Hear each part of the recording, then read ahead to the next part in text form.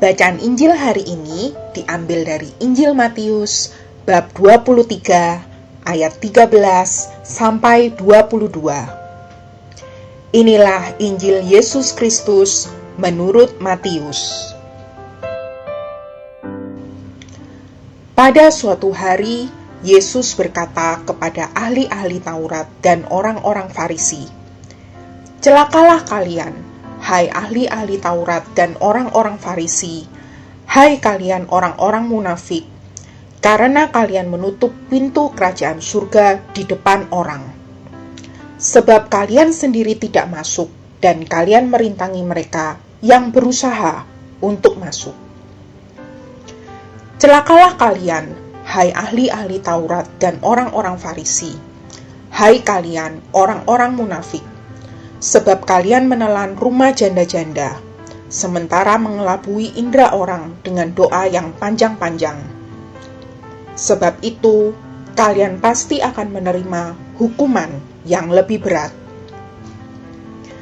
Celakalah kalian, hai ahli-ahli Taurat dan orang-orang Farisi, hai kalian orang-orang munafik, sebab kalian mengarungi lautan dan menjelajah daratan, untuk mentobatkan satu orang saja menjadi penganut agamamu, dan sesudah ia bertobat, kalian menjadikan dia orang neraka, yang 2 kali lebih jahat daripada kalian sendiri.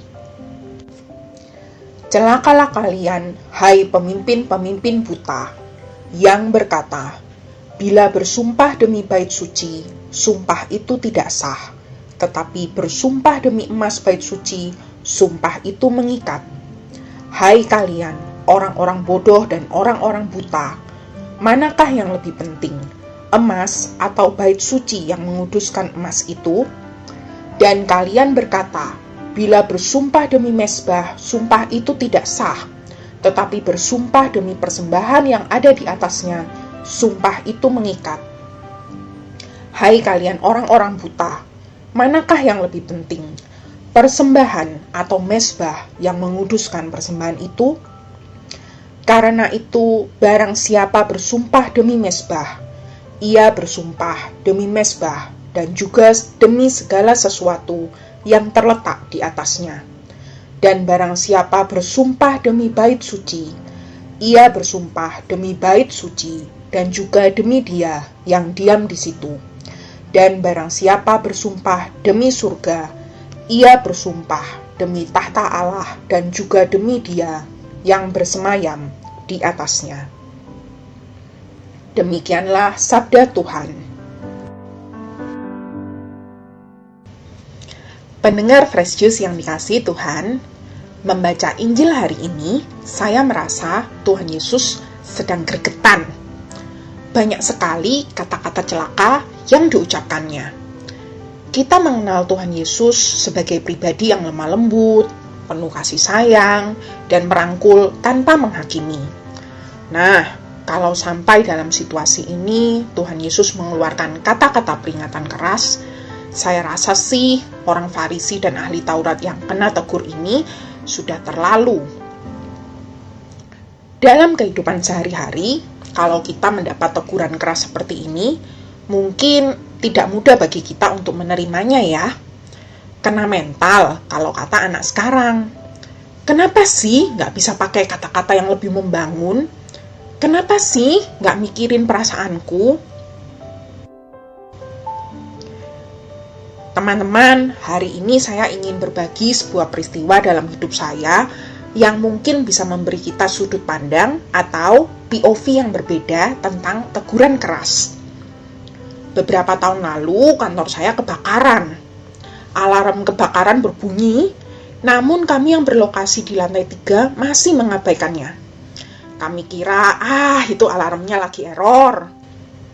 Tak lama kemudian, salah satu rekan menengok lantai 2 dan menemukan penghuninya sudah tunggang langgang menyelamatkan diri. Disitulah baru kami sadar, kebakaran itu beneran. Kami pun cepat-cepat turun ke lantai bawah. Sampai di bawah, kami melihat sumber kebakaran ada di belakang gedung. Teman saya langsung menuju kendaraannya yang terparkir untuk memindahkannya. Nah, kendaraan saya berada di belakangnya, Sehingga untuk dia bisa pindah, saya juga harus keluar dulu. Di titik itu, karena syok dan tidak terlatih menghadapi situasi genting, saya malah bengong. Bukannya bergerak, malah dia mematung dan bingung apa yang harus dilakukan. Teman saya yang kendaraannya terhalang berteriak memperingatkan saya dengan suara keras. Akhirnya, saya ditolong seorang teman untuk memindahkan kendaraan. Teman-teman, teguran keras kadang bukan berarti mengabaikan perasaan kita. Kadang ada situasi di mana seharusnya kita siaga 1, tapi kita masih santai-santai.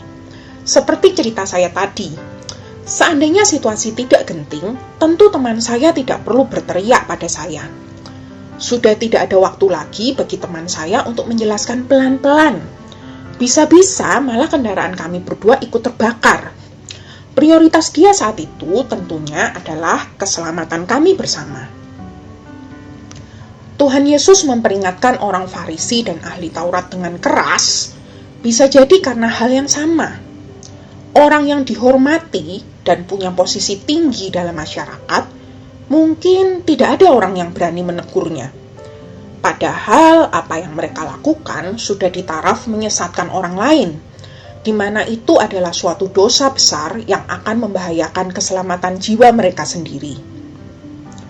Prioritas Tuhan Yesus adalah keselamatan jiwa sebanyak mungkin umat manusia.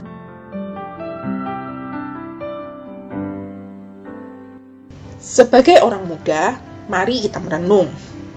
Meski mungkin kita bukan orang yang punya posisi tinggi seperti orang Farisi, jangan-jangan selama ini kita sulit menerima masukan, apalagi yang disampaikan dengan keras. Kita hanya mau mendengarkan apa yang nyaman dan sesuai dengan keinginan kita.